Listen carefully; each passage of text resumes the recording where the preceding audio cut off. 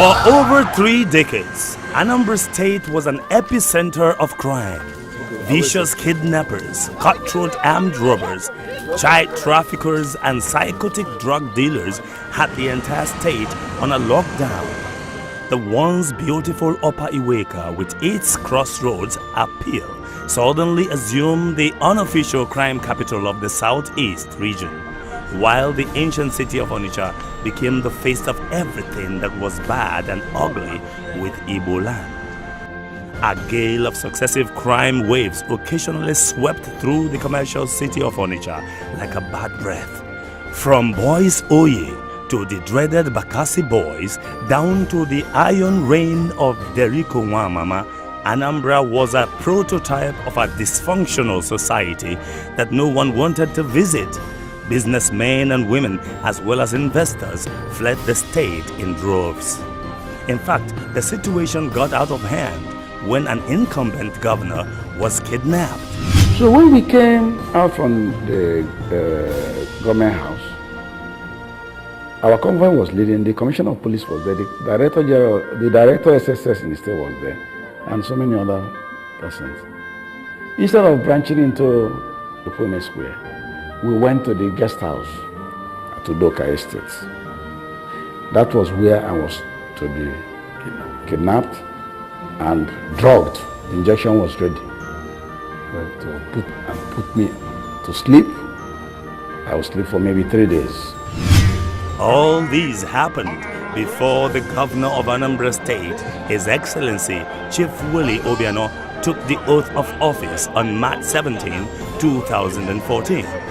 In keeping with the promise in his inaugural address, Governor Obiano did not waste time to roll out his security blueprint for Anambra State. In the area of security, Anambra will be different under my watch. Not only shall we redraft the operational model of the entire security apparatus of Anambra State to ensure a lightning response, we shall also reorient our people to see that every citizen has a role to play in the security of our community. The concept of community policing, or what is better known as vigilante groups, has worked well in Anambra. The next challenge, however, is to retrain, re-equip, refocus them to meet the dynamics of our time.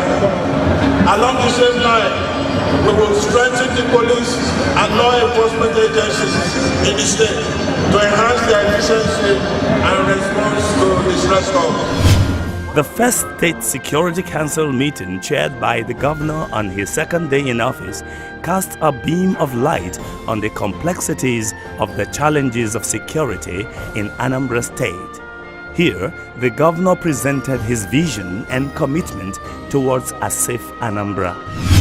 We have said and said severally that there's no room for any criminal in Anambra. We are going to go after everybody, and we are going to arrest, detain, prosecute, convict where the court does allow, all the criminals that are there. We are donating many more patrol vehicles, that will be patrolling all the streets in Anambra on 24-hour basis. We are also digging in at major former trouble spots to ensure that the criminals will not come back. Barely 3 weeks after his inauguration, Governor Obiano convened a security summit anchored on the theme, Security, the Panacea for Economic Development. Headlined by Moshe Kanon, a world-famous Israeli security expert, it was from this effort that a new security architecture was fashioned out for Anambra State, which led to the formation of Operation Ochapu, a highly trained, re-equipped and well-motivated task force which comprises of the Army, Navy, Police, NDLEA and other relevant security outfits in the state. The E2 has created an enabling environment for all the security agencies to come together, created an enabling environment for all the security chiefs to rub minds, to sit down, to brainstorm and to exchange information and to work out modalities of how we are going to go about fighting crime. If we have challenges, we all sit down together, we all collaborate, we cooperate, and we synergize, and we collectively tackle crime in the state. That has gone a long way to help create this impression, and a right impression too, that Anambra is the safest state in the country. To beef up security in the rural areas, the state's community vigilante law was reviewed, which led to the creation of community security committees in each of the 178 communities in the state, with its traditional ruler as chairman. One fundamental step he took, which maybe only the traditional rulers may recognize, is the fact that he spearheaded the amendment of the vigilante law, the state vigilante law, which hitherto was a bit confused in terms of who is the primary authority in the community. And the amendment was very unequivocal that the traditional ruler is the first and foremost, and he is the primary authority in the community. And as such, he becomes the chairman of the vigilante committee, and everything else revolves around him. The traditional ruler is not the sole authority because he leads a community and he has to work with his community. But the recognition that he is at the forefront and he is the leader was very important. And I think it was through his intervention that that amendment was carried out. And that law also has created a state environmental, a state vigilante committee, which again hadn't existed before then. And the vigilante committee is a statewide basis, but is operating at the local level. So each community has its own vigilante committee, of which the traditional ruler is the chairman. And it's part and parcel of the overall security arrangement in the state, which has been applauded all over the country. The vigilantes work hand in hand with the police, Operation Ochapu, and other security outfits in the state to provide watertight protection for lives and property in the state. So what we are doing, as a matter of fact, has to do with complementary role. We are complementing the efforts of the security agencies, that's the state actors, the police and the SSS and the military. And essentially, police force plays the supervisory role.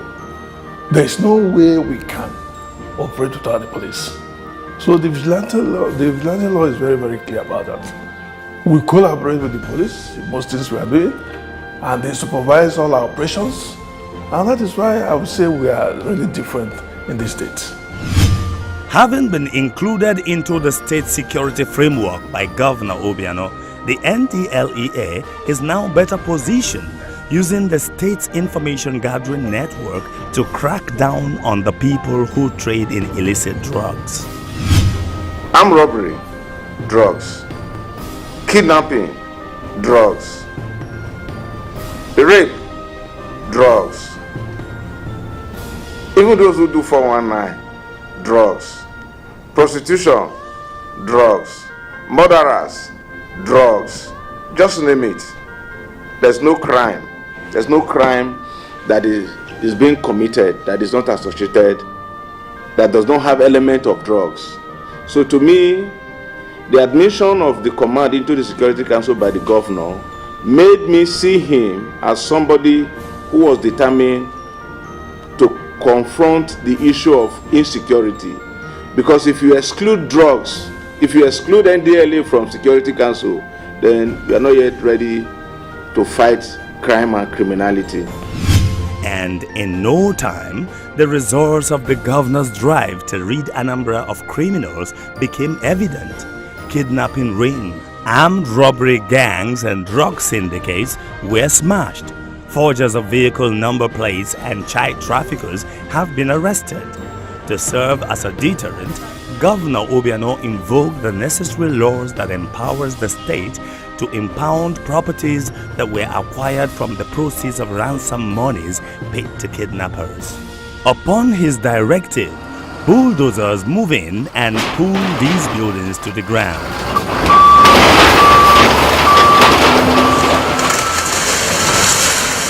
This served as loud warning to the underworld that truly a new sheriff has come to town. Governor Obiano reclaimed the once dreaded Opiweka, which used to be the crime capital of the southeast, and turned it into a garden of peace. Okachasi Opiweka no ko obodo doro obo otu ọ dị before ka ọ dị kịta no so o mere Opiweka bịa juo oyi dị mma ọfụma. It's what like this before. Yes, that's why I said he's a man of his words. People were so frightened within this environment, but from the time he got into that seat, it was a very big difference. Yes, in terms of security. He also cleaned the entire state and quickly repositioned Anambra as Nigeria's safest state. Now, in Anambra State, a new sense of freedom reigns among the people. Residents of the three major cities of Onitsha, Nnewi and Awka, and all other communities feel totally free to go to sleep with both eyes closed.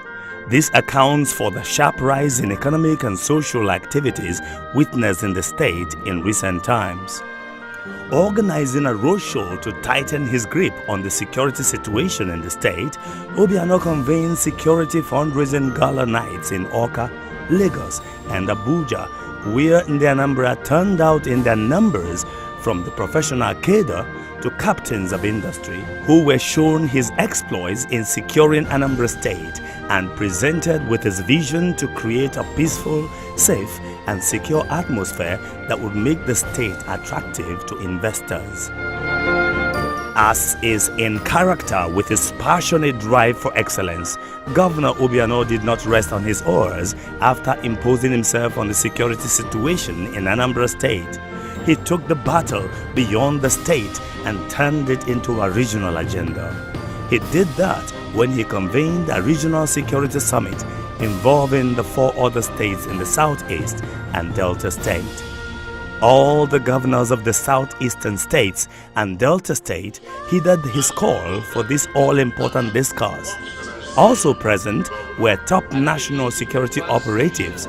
Together, they judged on ways to stem the tide of regional criminality, as miscreants and criminals had fled Anambra to seek refuge in the neighboring states, and there was the need to ensure that neighboring states do not harbor such hoodlums, as it would impact negatively on the region's economy. I think that it is very, very welcoming that he has invited us to this summit, because I know that in combating crime we need to talk together. I know that we need to discuss our problems, and that is why it's very, very important that we actually take this summit very seriously. Security is the bedrock of governance. There's not much you can do in governance without ensuring that there is peace. There's not much you can do when there is crisis in your state or in your various communities. I believe that by bringing the security agencies together first, and then bringing the public, the leadership of the communities as represented by our traditional rulers, we are taking a step in the right direction. To boost effectiveness of the Nigerian police and further enhance security in the state, Governor Obiano donated 25 new specially equipped crime-fighting vehicles, special kits, speed guns to the Nigeria police to wage an all-out war against criminals. Yes, of course, you know, and everybody knows that police needs equipment and all the necessary tools to perform their duties. And Anambra's command is very blessed with that, with the contribution from the governor of the state. So it's a very unique state. We are just like a state in the United States of America. We have all that it takes to fight crime and criminality, thanks to the governor of the state. And like I've always said, to whom much is given, much must be expected. So we expect a number of people to demand from us that we protect them, we create an enabling environment for them to go about their peaceful duties and businesses.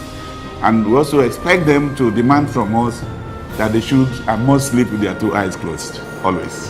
The patrol cars can be seen parked in strategic locations throughout the state, day and night, ready to respond to a distress call from every corner of the state. 2:30 to 3 a.m., the governor called me, the commissioner of police in Anambra State, and he complained that they had just snatched a handbag belonging to a lady at Opaiweka. That is to show you the passion that the governor has for security.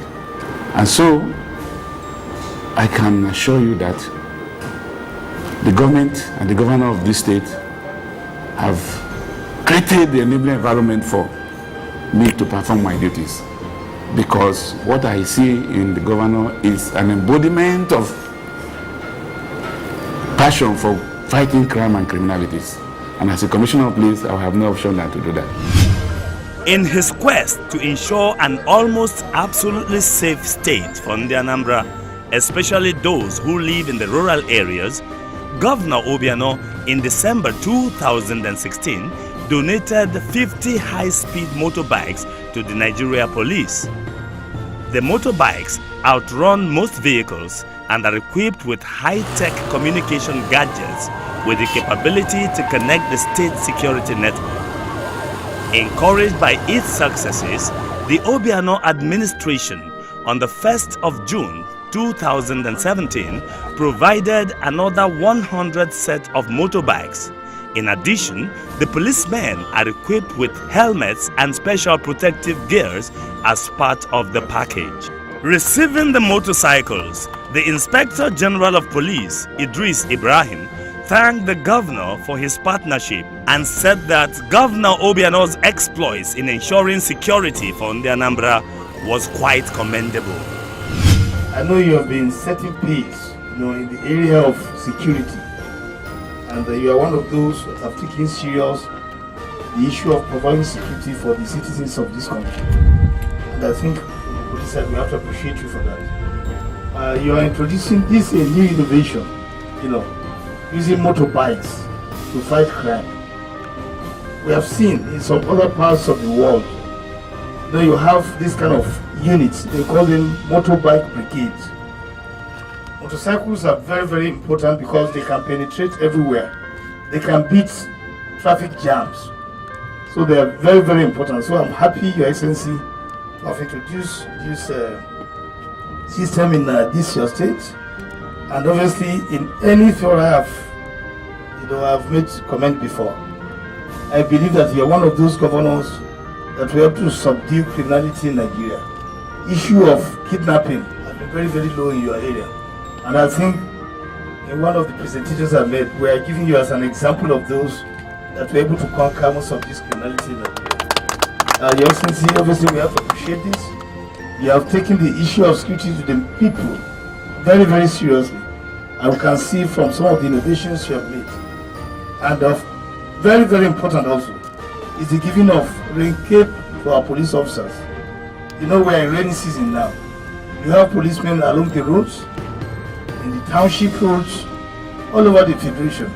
And I believe this one area, you are setting a good example, of governors that have taken the welfare of police very, very seriously. And I want to appreciate that, Your Excellency. Anambra is blessed with magnificent rivers and lakes that lead into other states. Obiano saw the need to secure Anambra from the incidents of robbers who use the waterways to launch attacks. Collaborating with the Nigerian Navy in Onitsha on security of the waterways, the Obiano administration donated a high-speed, well-equipped gunboat to the Nigerian Naval Outpost in Onitsha, so the Navy would be better equipped to tackle the menace of criminals who use the waterways in the state to carry out their nefarious activities.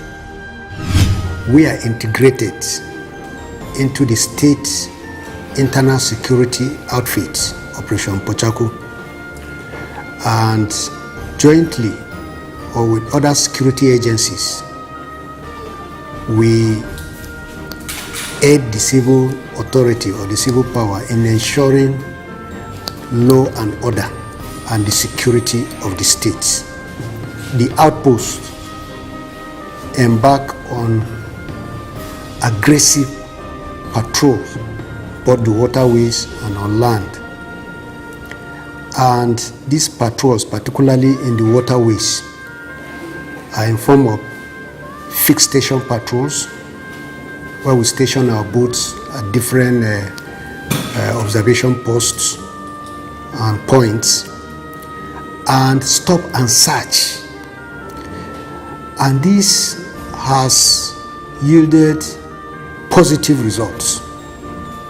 State government has been very, very supportive, and the outpost owes its gratitude to the state government and the good people of Anambra State for the support and hospitality which have greatly assisted in carrying out its duties.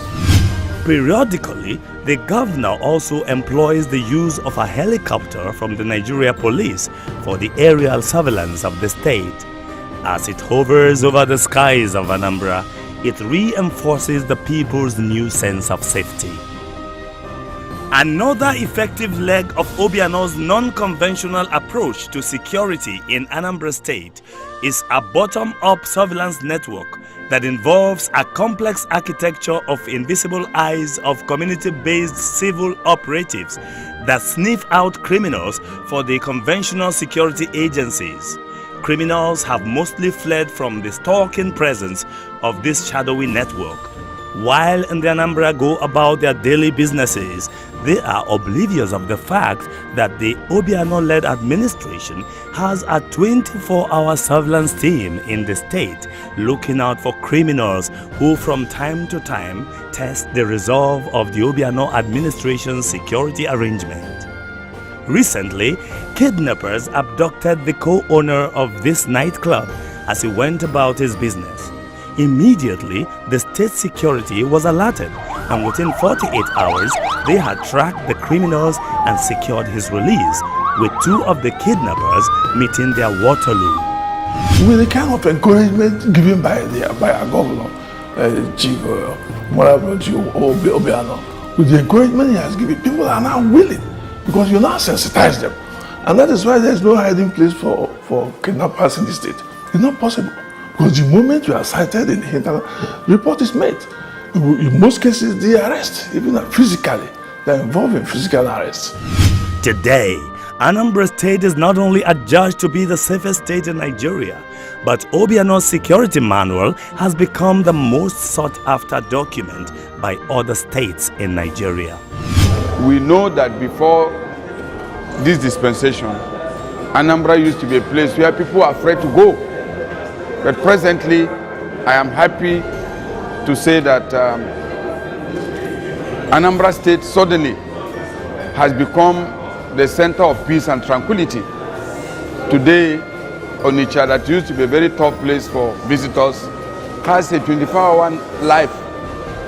Kidnapping is gone, robbery is gone out of Anambra State, peace has returned to the extent that Anambra is now the highest receiver of foreign direct investment in the whole southeast of Nigeria, and maybe one of the highest in the country.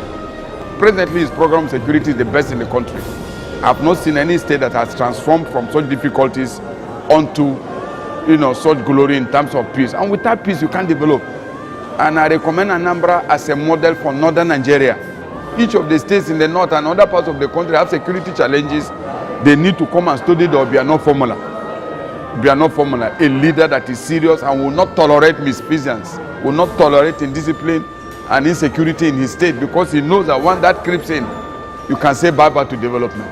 In our history, onwere governor megoli for melo n'ime 3 years o me. Anambra where dị so safe na nwere ike na abayali enwere ife ọbụla. Ndị chibulachi fa nwale ike fa. Mana ya nwa abịago megini wegopu ya enu. And ife anyị na-ekwuzi bụ ọ bụrụ na o mebiro kedu ife ị na-emezili ya. Obiano na-eme ọfụma. O needle another 4 years. After 4 years enwe vacancy. Enwe ndị na-achọla ịchịnụ. Fabia sobakwa ọzọ nụ. Mana kịta ife a na-agwafa ndị Anambra anyị ka anyị na-mgbakọnọta ọnụ kwado Obiano. 4 years all state anyị ka a na-ekwu. Kedu ife a na-achọ n'ike ite? Ọrụ azụ. Ịchọ security, ịchọ prosperity. Period. All things considered, the story of the new Anambra State Under the competent leadership of Chief Willie Obiano is the story of a rose that has grown from his concrete, well-thought-out security blueprint. It is a story of resilience, focus, and determination. But it is also a story of triumph, as Anambra completes a 180 degrees journey from the cesspit of crime and criminality to the beacon of light on a hill, spraying dazzling rays across the landscape to attract investors, fun lovers, and chroniclers of history to her many commercial cities and tourism treasures.